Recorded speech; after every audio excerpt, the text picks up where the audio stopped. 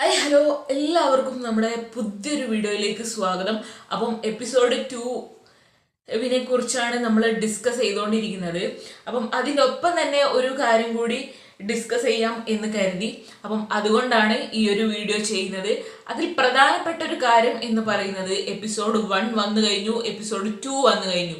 ഈ ഒരു സമയത്ത് എന്താ പറയുക, എപ്പിസോഡ് 1ലെയും 2ലെയും മത്സരാർത്ഥികളെ ആളുകൾ വിലയിരുത്തുന്നത് പോലെ തന്നെ വളരെ പ്രധാനപ്പെട്ട ഒരു കാര്യമാണ് അതിലെ ജഡ്ജസിനെയും വിലയിരുത്തുക എന്നുള്ളത്. അതുപോലെ തന്നെ ഹോസ്റ്റായിട്ടുള്ള റനീഷയും ഇവിടെ വിലയിരുത്തപ്പെടുന്നുണ്ട് എന്നുള്ളതാണ്.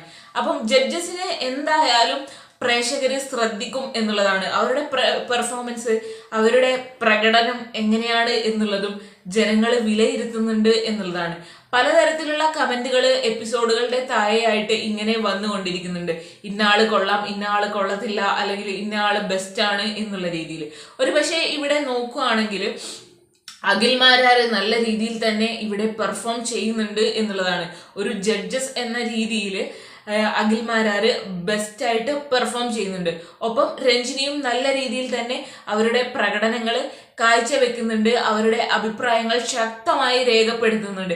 അപ്പം ഉറച്ച ശബ്ദത്തിൽ അവരുടെ അഭിപ്രായങ്ങൾ രേഖപ്പെടുത്തുന്നത് കൊണ്ട് തന്നെ രഞ്ജിനിയും നല്ല രീതിയിൽ എന്താ പറയുക, പ്രേക്ഷകരുടെ ശ്രദ്ധ പിടിച്ചു പറ്റുന്നുണ്ട്. ഇവിടെ നോക്കുകയാണെങ്കിൽ മത്സരാർത്ഥികൾക്ക് വേണ്ടിയിട്ടുള്ള പലതരത്തിലുള്ള നിർദ്ദേശങ്ങൾ അഖിൽമാരാര് കൊടുക്കുന്നുണ്ട് എന്നുള്ളതാണ്.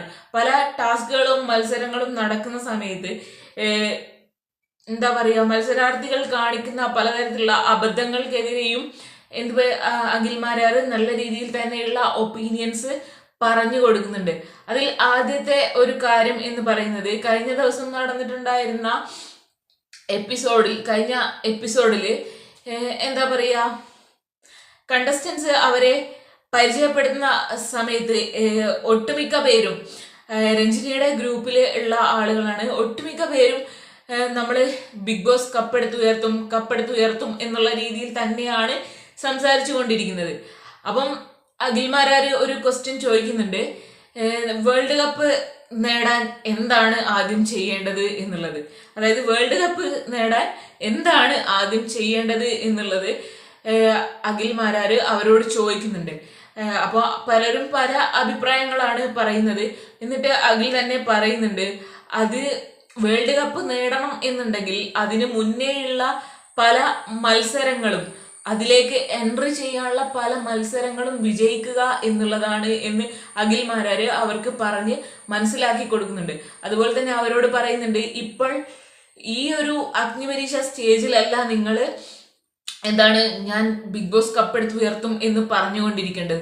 അത് ബിഗ് ബോസിനകത്ത് കയറിയതിന് ശേഷം, അഗ്നിപരീക്ഷയൊക്കെ വിജയിച്ച് ബിഗ് ബോസിനകത്ത് കയറിയതിന് ശേഷം എന്ത് ചെയ്യുക, നിങ്ങൾ ലാലേട്ടൻ ചോദിക്കുന്ന സമയത്താണ് പറയേണ്ടത് ഞാൻ ബിഗ് ബോസ് കപ്പെടുത്ത് ഉയർത്തും എന്നുള്ള കാര്യം. അല്ലാതെ ഇവിടെ നിന്നുകൊണ്ട് ഇങ്ങനെ പറഞ്ഞുകൊണ്ടിരിക്കുക എന്നുള്ളതല്ല. അതിന് പകരം ഈ ഒരു അഗ്നിപരീക്ഷ വിൻ ചെയ്യാൻ ശ്രമിക്കുക എന്നുള്ളതാണ്. അതുപോലെ മറ്റൊരു കാര്യം, ഒരു ഗെയിം നടക്കുന്ന സമയത്ത് അവസരങ്ങൾ വീണ്ടും വീണ്ടും ലഭിക്കണം എന്നില്ല എന്നുള്ളൊരു കാര്യം കൂടി അഖിൽമാരാര് അവിടെ പറയുന്നുണ്ട്. അതായത് കിട്ടുന്ന അവസരത്തിൽ തന്നെ വിജയിക്കാനായിട്ട് ശ്രമിക്കുക, വീണ്ടും അവസരം കിട്ടും എന്ന് ആരും കാത്തിരിക്കരുത്.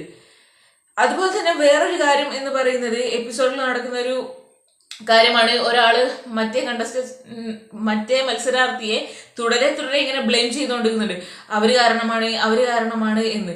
അപ്പം മറ്റുള്ളവരെ ബ്ലെയിം ചെയ്തിരിക്കാതെ സ്വന്തം കാര്യം നോക്കി സ്വന്തം കാര്യം സേഫ് ആക്കാൻ, അല്ലെങ്കിൽ മത്സരത്തിൽ വിജയിക്കാനുള്ള കാര്യം നോക്കണം എന്നുള്ളത് കൂടി അവിടെ പറഞ്ഞു കൊടുക്കുന്നുണ്ട്. അപ്പം നല്ല രീതിയിൽ തന്നെ അവര് ജഡ്ജ്മെന്റും കാര്യങ്ങളും ഒക്കെ നടത്തുന്നുണ്ട്. അഖിൽമാരാർ ഒരു പടി മുന്നേ നിൽക്കുന്നുണ്ട് എന്നുള്ളതാണ് എനിക്ക് പറയാനുള്ളത്. നിങ്ങൾക്ക് ആരെയാണ് ബെസ്റ്റ് ആയിട്ട് തോന്നിയിട്ടുള്ളത്? ഈ കൂട്ടത്തിൽ ഈ 3 പേരിൽ ആരാണ് ബെസ്റ്റ് ആയിട്ട് തോന്നിയിട്ടുള്ളത് എന്നുള്ളത് എന്ത് ചെയ്യുക, കമന്റ് ചെയ്യുക.